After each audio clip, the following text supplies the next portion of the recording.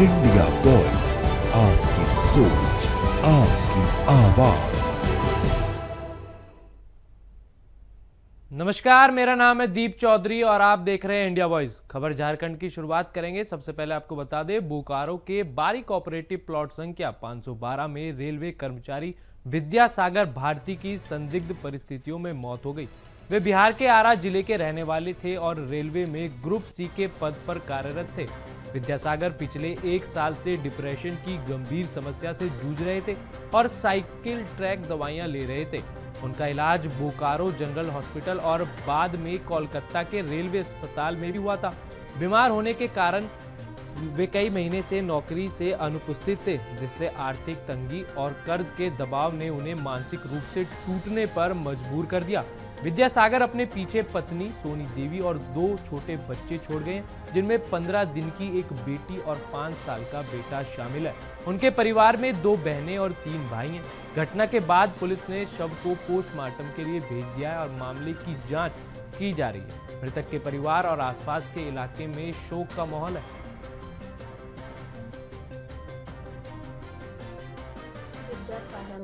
वो तो पता नहीं, दिमागी तौर से तो बीमार रहा, उनका दवा भी चल रहा। रेलवे से हम लोग आरा जिला कर रहे हैं, वो तो पता नहीं।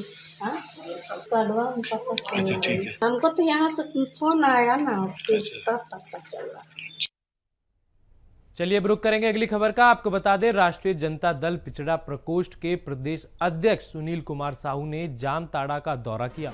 जामताड़ा बस स्टैंड स्थित चंद्रदेव लॉज 1 में आयोजित कार्यक्रम में उन्होंने भाजपा सरकार पर गंभीर आरोप लगाते हुए कहा कि झारखंड में सरकारी विद्यालयों को बंद करने की साजिश चल रही है। उन्होंने कहा कि भाजपा शासित क्षेत्रों में सरकारी स्कूलों की हालत खराब है, जबकि निजी स्कूलों की फीस लगातार बढ़ रही है, जिससे गरीब बच्चों की पढ़ाई प्रभावित हो रही है। उन्होंने कार्यकर्ताओं से आह्वान किया कि वे जनता के बीच जाकर भाजपा की जन विरोधी नीतियों का पर्दाफाश करें।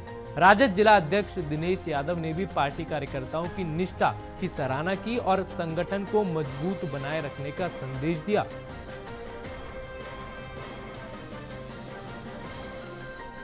राष्ट्रीय जनता दल सामाजिक न्याय की लड़ाई को वर्षों से लड़ती आ रही है। अब इस लड़ाई को और भी अधिक धार देने की आवश्यकता है।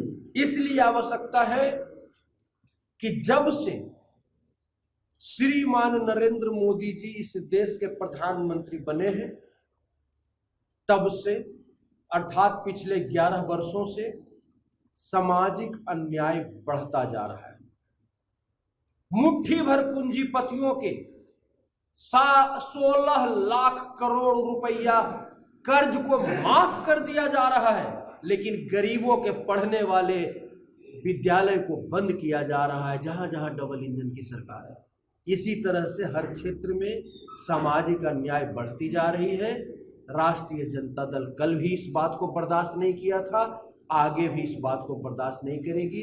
राष्ट्रीय जनता दल की राजनीतिक शक्ति बढ़ रही है और इसका हम डट कर मुकाबला करेंगे और इस देश के दबे कुचले शोषित पीड़ित दबाए हुए सताए हुए लोग के खिलाफ अन्याय होने नहीं देंगे। बैठक में पूरे जिला से लोग आए हुए थे संगठन के प्रति और जिला में पिछड़ा प्रकोष्ठ का संगठन करना है।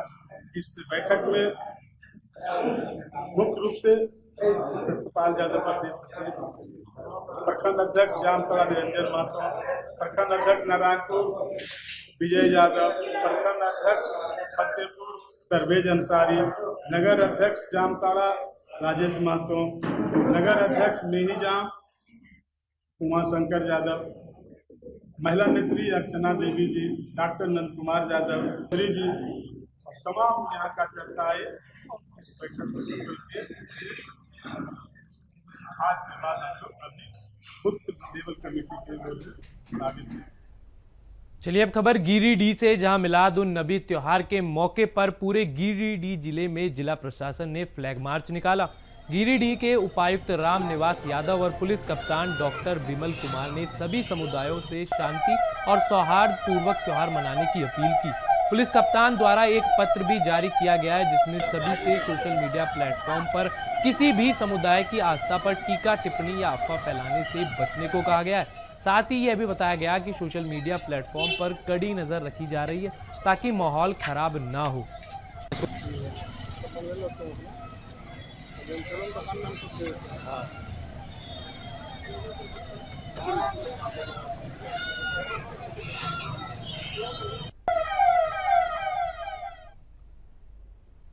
चलिए अब रुक करेंगे अगली खबर का। गोमिया में ईद मिलादुन्नबी पूर्व से पहले तेनुघाट ऊपी क्षेत्र के नैनाटौड़, चटनिया बागी और झिरके इलाके में सुरक्षा व्यवस्था को लेकर प्रशासन पूरी तरह सतर्क है।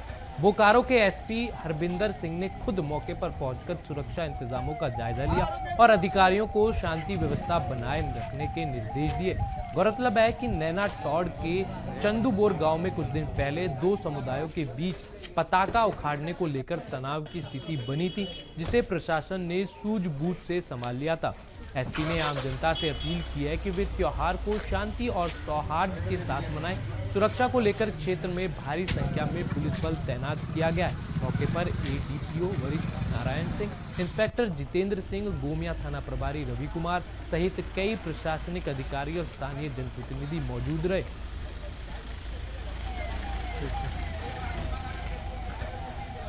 जानते हैं कि कल ईद मिलादुन्नबी जो है उसका त्यौहार है, जो कि काफ़ी बड़े पैमाने पे मनाया जाता है। तो उसी उपलक्ष्य में जो है सभी जो आम जनता है जो जहाँ पे ये कार्यक्रम का आयोजन है, सभी से हम मुलाकात करके जो है तैयारियों की समीक्षा कर रहे हैं कि सबकी तैयारियाँ सब तरीके से अच्छे से है कि नहीं, जो प्लानिंग जैसा चल रहा है, जो सूचना हमें मिली हुई है उस हिसाब से सब चीज़ें हैं कि नहीं। उन्हें किसी प्रकार का सहयोग अगर अभी तक नहीं मिला है तो हम उस तरीके से अपने क्या व्यवस्था कर सकते हैं, इसी विषय में जो है सभी जगह घूम के सभी से मिल रहे हैं ताकि कल जो है वो शांतिपूर्वक और भव्य तरीके से जो है ये त्यौहार हमारा जाए। चलिए अब रुक करेंगे अगली खबर का। झारखंड की ग्रामीण विकास मंत्री श्रीमती दीपिका पांडे सिंह ने नई दिल्ली में भारत सरकार के पंचायती राज मंत्रालय के सचिव से मुलाकात की। बैठक में 15वें वित्त आयोग की अगली किस्त शीघ्र जारी करने पर जोर दिया गया ताकि ग्राम पंचायतों में विकास कार्यों को गति मिल सके। मंत्री ने कहा कि झारखंड सरकार की प्राथमिकता ग्राम पंचायतों को सशक्त बनाना है। बैठक में RGSA fund, panchayat advancement index 2.0, satellite आधारित शिक्षा, पंचायत सोलराइजेशन और डिजिटलाइजेशन जैसे प्रस्ताव भी रखे गए। मंत्रालय के सचिव ने सकारात्मक पहल और सहयोग का आश्वासन दिया है।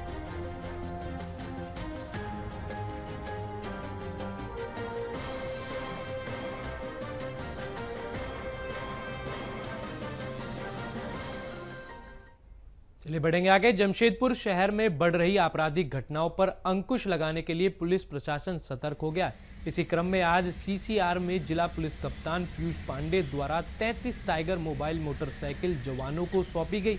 ये जवान 24 घंटे ड्यूटी पर रहेंगे, जिससे अपराध पर लगाम लगाई जा सके और आगामी पर्व त्योहार शांतिपूर्ण ढंग से मनाए जा सकें।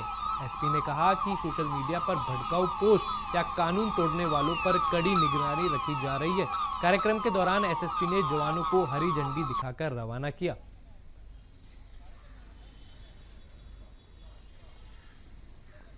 की तरफ से हम लोगों को नई मोटरसाइकिल उपलब्ध कराई गई है, जिसका मेन उद्देश्य है कि आने वाला जो फेस्टिव टाइम है, त्योहारों का जो समय आने वाला है, उसमें विधि व्यवस्था संधारण और लोगों की सुरक्षा में हम लोगों का योगदान थोड़ा तेजी से हो, थोड़ा ज्यादा इफेक्टिव हो।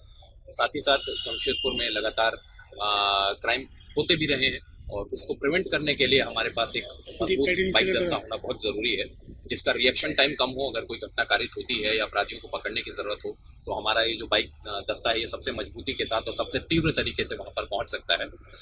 साथ ही साथ क्राइम प्रिवेंशन में ये मदद करेगा। हम लोग की ये जो टैंगो मोबाइल है रात में भी एक्टिव रहती है, दिन में भी एक्टिव रहती है। इनको कई महत्वपूर्ण और जो संवेदनशील स्थान है, जो जहाँ पर व्यावसायिक प्रतिष्ठान है, वहां पर भी इनकी तैनाती की जाएगी और लगातार पेट्रोलिंग इनसे करवाई जाएगी। विगत दिनों में जो घटनाएं हुई हैं उस तरह की घटनाओं की पुनरावृत्ति ना हो, उसमें भी इस बाइक दस्ते को हम लोग पूरी तरीके से यूज करेंगे ताकि जो आपराधिक घटनाएं उन पर लगाम लगाया जा सके। सर त्योहार आ रहे हैं, अभी बहुत सारे, उस पे क्या रहेगा? जी देखिए, त्योहार पे कुछ दिन पहले अतिक्रमण हटाने का एक अभियान हम लोगों ने चलाया था, उसमें हम लोगों ने कुछ सफलता हम लोग को मिली है। साथ ही साथ ट्रैफिक पे हम लोग काम कर रहे हैं। जो मानगो फ्लाईओवर के कारण जो ट्रैफिक आया था, इधर बीच उतनी जो प्रॉब्लम थी जो पहले हो रही थी, उससे थोड़ा सिचुएशन इंप्रूव करने में हम लोग सफल रहे हैं। नो एंट्री टाइम को घटाया, वहाँ पर अधिक फोर्स की जो डिप्लॉयमेंट है उससे थोड़ा इम्प्रूवमेंट आया है। लेकिन हालांकि वो अभी बनने में 6 महीना और लगेगा, तो उसमें थोड़ा सा अभी जनता को और परेशानियां हो सकती हैं। लेकिन हम पूरा प्रयास कर रहे हैं कि कम से कम परेशानी में आने वाला टाइम निकले। साथ ही साथ त्योहारों में भीड़ को देखते हुए लगातार पीस कमेटी की मीटिंग की जा रही है कि भीड़ को हम लोग कैसे मैनेज करेंगे। जितने भी अखाड़े हो गए, जितने भी मंडल हो गए, उन लोगों को सभी को ये इंस्ट्रक्शंस दिए गए हैं कि रूल्स का फॉलो करेंगे। किसी भी तरह का कोई उन्मादी मैसेज, उन्मादी सॉन्ग या किसी भी धर्म संप्रदाय विशेष को टारगेट करने वाला कोई मैसेज या वीडियो या ऑडियो ना बजाएं, उस पर लगातार निगरानी भी रखी जा रही है। हम लोग सोशल मीडिया को भी मॉनिटर कर रहे हैं, क्योंकि सोशल मीडिया एक ऐसा माध्यम है जहाँ से सबसे तेजी से कोई भी फसादी मैसेज या फसादी वीडियो या ऑडियो फैलता है, तो उस पर ही हम लोग निगरानी रख रहे हैं। तो हर तरीके से त्योहारों में शांति व्यवस्था बरकरार रखने के लिए हम भरसक प्रयास कर रहे हैं, और मैं आशा करता हूं कि आने वाले समय में शांति व्यवस्था के साथ और हर्षोल्लास के साथ सभी त्योहार मनाएंगे।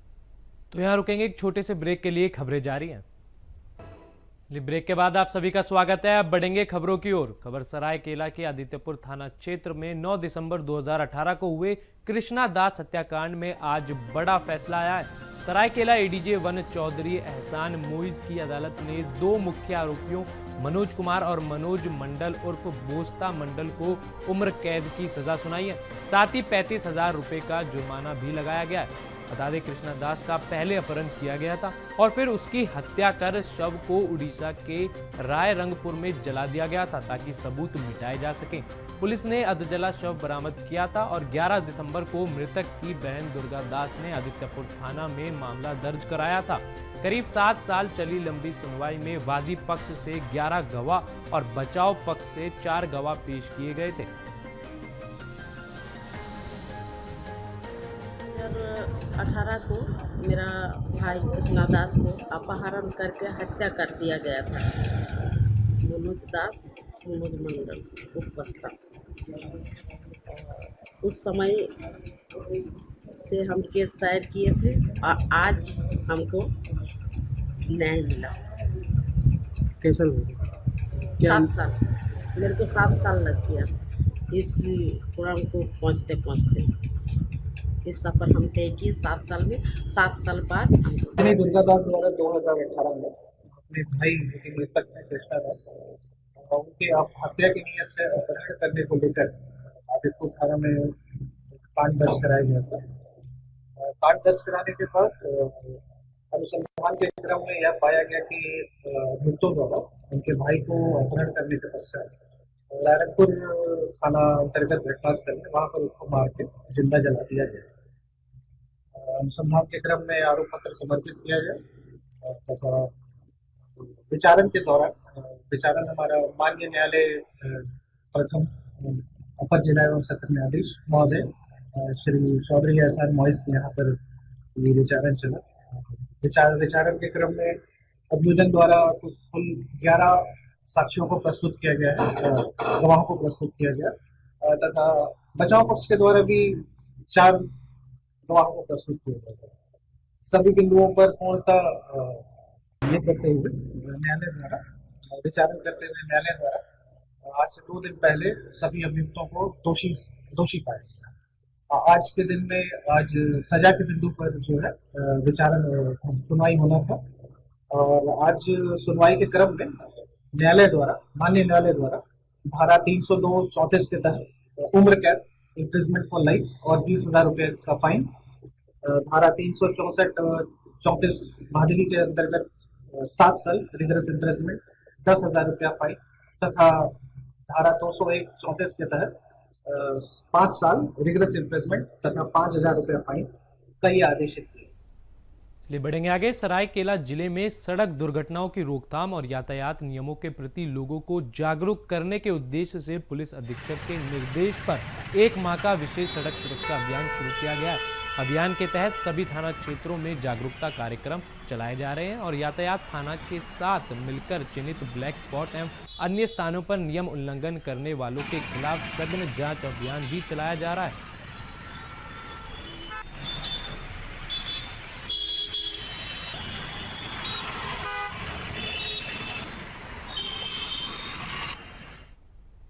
ईद मिलाद उन नबी का त्योहार पूर्वी सिंहभूम के जमशेदपुर में पूरे अकीदत व एहतराम के साथ मनाया गया। इस मौके पर हर तरफ खुशी का सफर समा दिखाई दिया। मानगो के ओल्ड पुरुलिया रोड से लेकर धतीक ढीक तक का कार, बाइक, ट्रक पर सवार लोग सरकार की आमद मरहबा, आका की आमद मरहबा के नारे लगाते हुए चल रहे थे। जुलूस में 1 लाख से ज्यादा अकीदतमंदों को जन सैलाब उमड़ा। जुलूस मोहम्मदी मानगो के गांधी मैदान जुगलिसियाई आम बगान से उलमा की तकरीर के बाद निकला।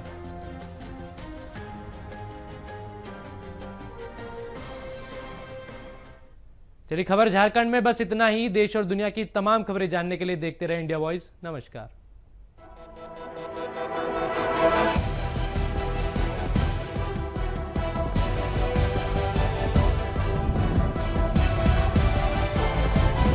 इंडिया वॉइस, आपकी सोच, आपकी आवाज।